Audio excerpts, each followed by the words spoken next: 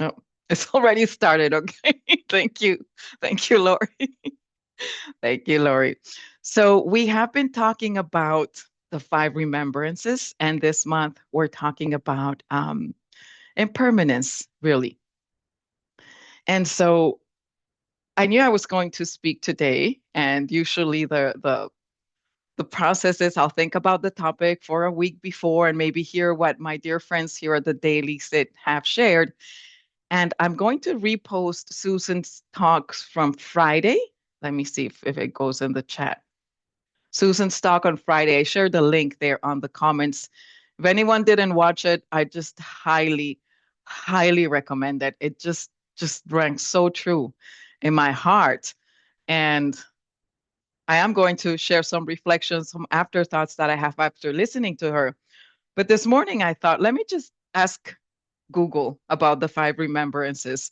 And it gave me an answer that is in plain English, in plain English. And I thought, well, this is pretty useful. It's always so good to go to the suttas and look for the original language. But I'm going to share these and read with you as we summarize the journey of this past months together.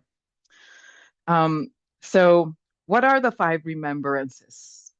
They are a set of Buddhist reflections intended to be contemplated daily. Their purpose is not to induce morbid fear, but to foster a deep acceptance, to reduce attachment, and encourage compassionate, mindful living in the present moment. Beautiful, right? The five traditional recurring reflections are aging, accepting that growing old is unavoidable. And I would say, and a privilege, right? Not everybody gets to live to old age. But if we do, it is unavoidable that our body will grow old. Illness, acknowledging the nature of physical fragility. Death, recognizing that death is inevitable. For separation, understanding that change is constant and separation from loved ones is unavoidable. And five, karma, owning that our actions are our only true possessions and that we cannot escape their consequences. So, as we've mentioned before, right upon reading this remembrances, they're meant to help us live in a more awakened state with more compassion. But at least from my point of view, they have a sad tone no matter what. I mean, I've tried to wrap my mind around this since I heard them, but it's like, oh, bummer. There's just like pain in each one. And the last one, which we'll get into next month, karma, I've always thought it was maybe the happiest one. Like at least there's something we can control around here, which is the actions that we take. And or at least the intentionality that we want to bring to those actions. And hopefully that somehow softens all the rest. So, like all of you, most likely, I've been wanting to like wrap up my head around and my heart around these five remembrances so that they can help me live a more peaceful, loving life. Well, at the beginning of this year, and I think last time, I've been sharing about my father a bit because he had been on a journey of illness and been getting better again, and then illness, and then he suddenly, but not entirely unexpectedly, died on the 22nd of April when I was scheduled to offer a talk here. So that morning I was planning, what am I going to say about around death? Because the topic was death last month.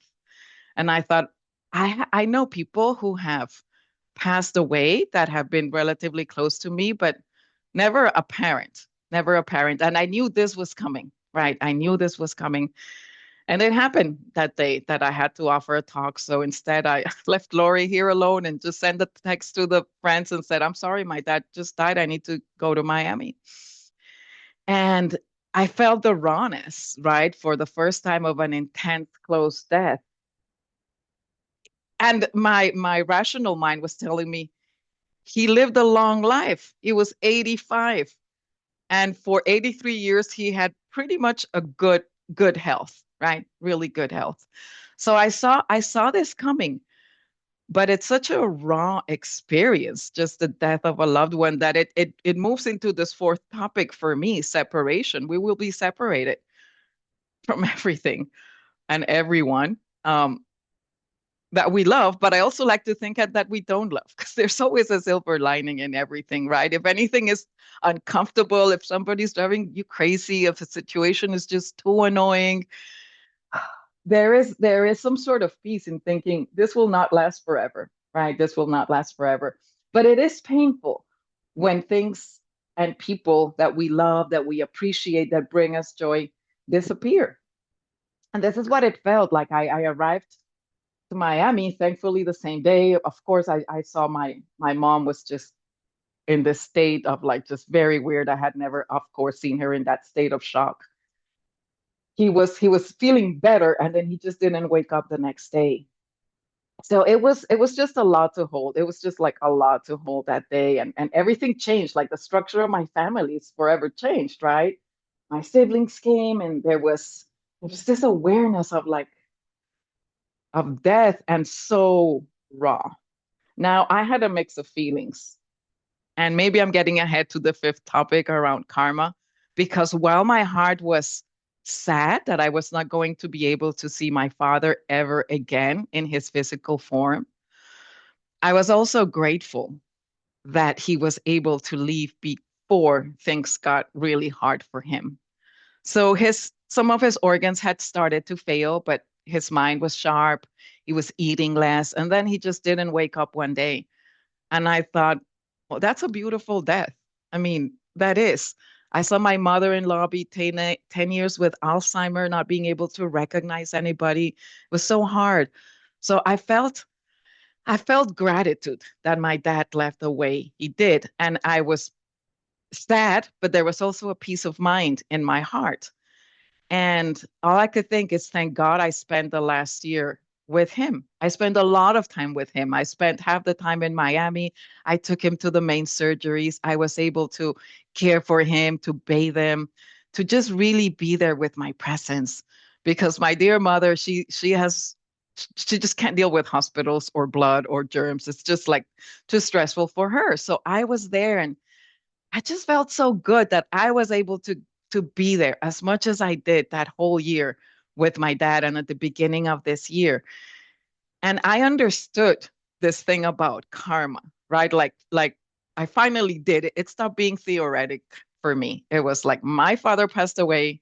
This is where we are all headed. And I saw him get old, get sick, practice acceptance, right? And then leave. And then I had the peace of mind that I was there for him. And I think this is the big lesson for me, and now my mom is there. My mom is 80. My dad was 85.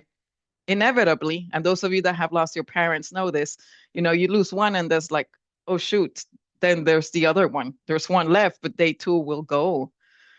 And that thought was driving me crazy at the beginning. So I just had to work around that and say, well, I'm going to just repeat this formula to the best of my abilities. I'm going to be here for my mom as best I can because of the sense of peace of mind that I was able to have along with the sadness and the funeral and the whole process. So I just found it so weird that I went through this month, as we here at the Daily Sit have been talking about their remembrances, that it got really, really real for me. And although I felt this deep sadness that I'm never going to see my father in physical form, and we were buddies, we got along pretty well, especially when I was a child. Then there was an in between where we didn't hang out much, but later in life we reconnected again, and he was a wonderful grandfather. And I came back to Asheville a few weeks, 2 weeks ago, and as soon as I came, I just started like crying a lot because he spent a lot of time here with me in Nashville. So all those memories came of when he was better, maybe 5 years ago and youthful, and we were hiking. He was hiking with me up to 80 years old. And the sadness came like, I am forever separated from this human being. I mean, like it's for real. Like I put his ashes on that niche, and it was like, that's the end of that, right? It was so hard. But then And this is where I think magic comes sometimes.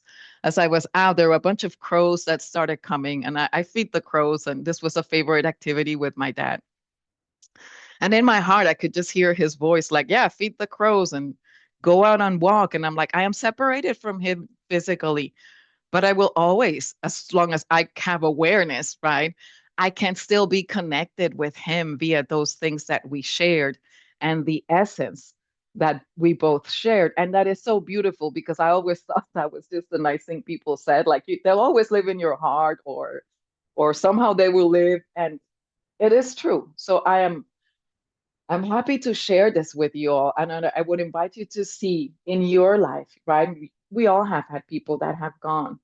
We have been separated from those we loved, either by death or moving or other ways.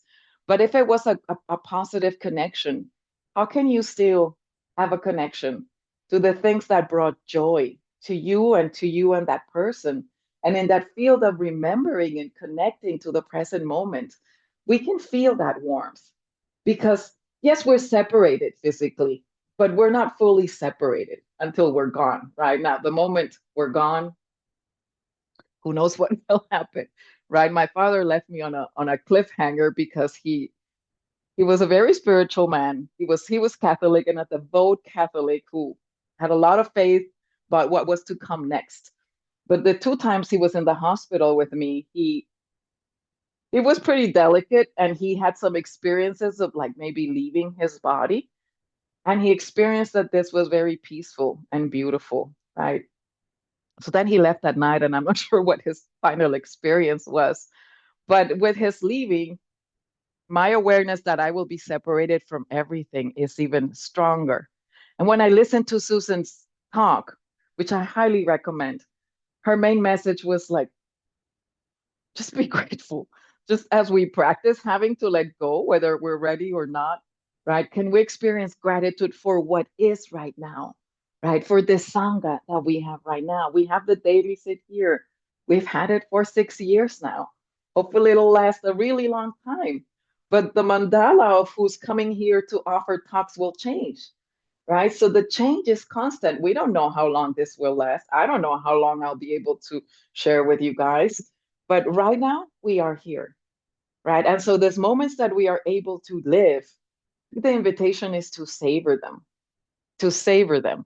And in relations, in human relations and animal relations, can we just show up with love, with in our imperfect selves, right? But with the Brahma Viharas, with love, with compassion, with mudita, with equanimity. And I think this is the beauty of going deeper into the Buddhist teachings. They do offer us a map to deal with this impermanence and everything changing. And the truth of karma is always there at the other side, saying, I will be an heir to my actions. So, yeah, thank you for listening today. I truly appreciate it. Thanks for the hearts and everything. Yeah. And let's move into our meditative practice. So just taking time to stretch, mm, to start getting into these physical bodies of ours as they are today, as they are today, just finding their way,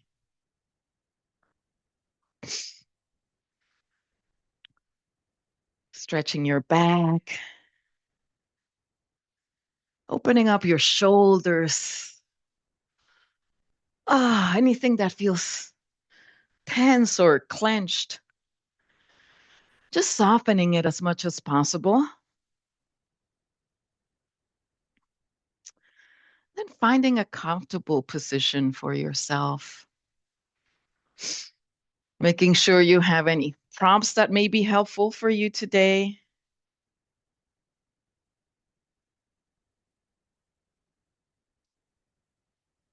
As you gently invite your body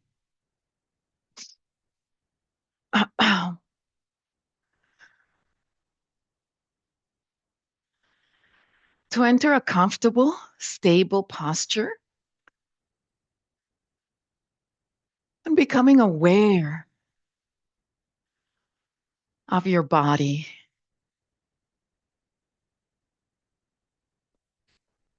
offering yourself a posture that feels comfortable, open, and stable. And starting by inviting some easy breaths into your body, feeling that breath of life,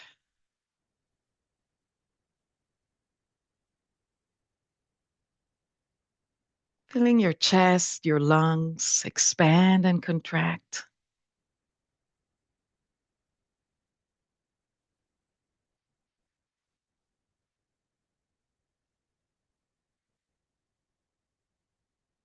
making room for the air to move freely around your body, softening the belly,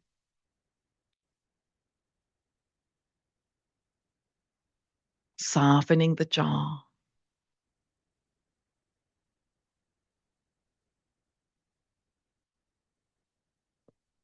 and just getting into your body, feeling where you are right now, where you're sitting or laying down, feeling the space where you're in, whether you've been there many years or just today or for days, appreciating the place where you are,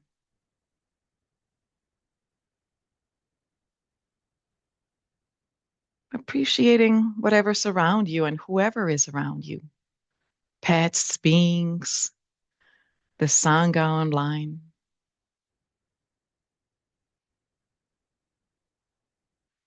and opening up to gratitude for this moment, for the gift that we have,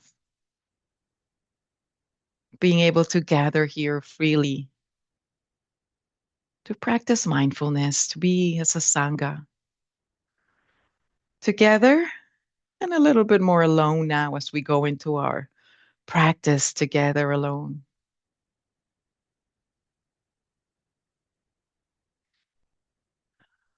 And enjoy this practice. Enjoy your breathing, your meditation, being here now.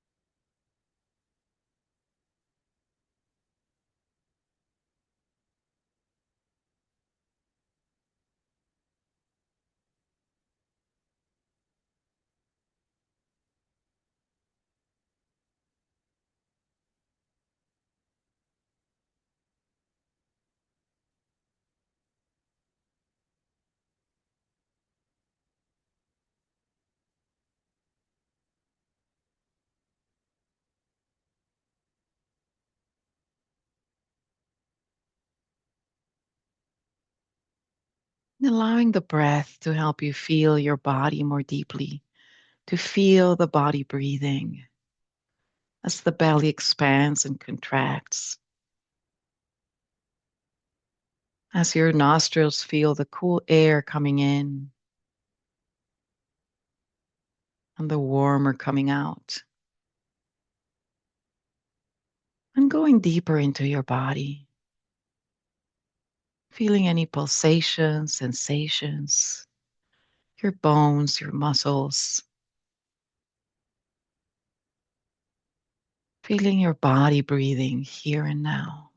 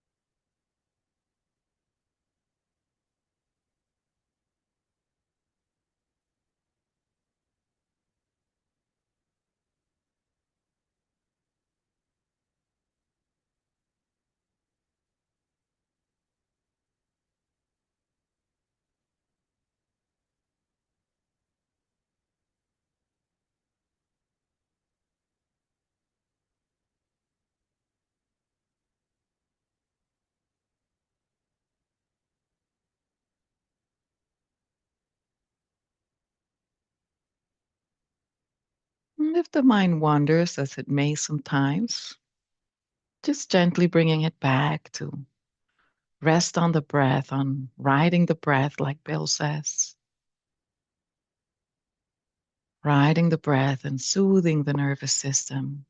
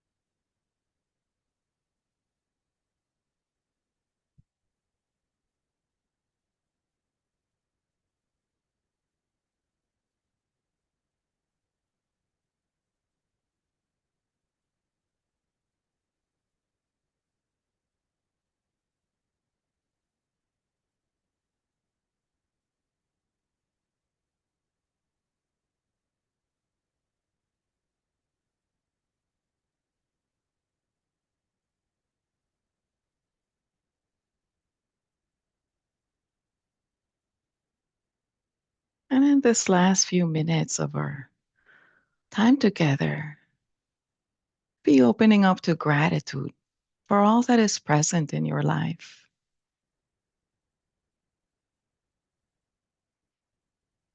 and for all the good memories of whatever or whoever is no longer present but still lives on in your heart mind.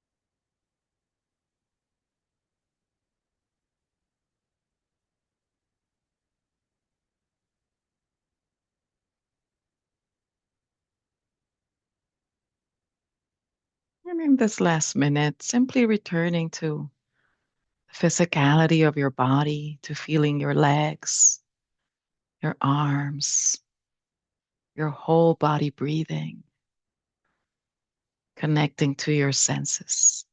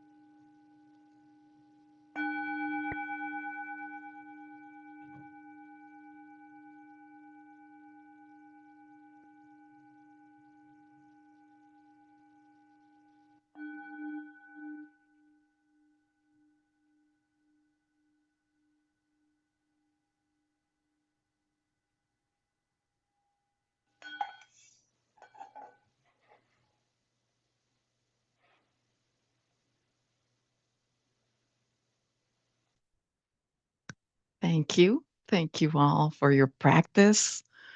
Let me see.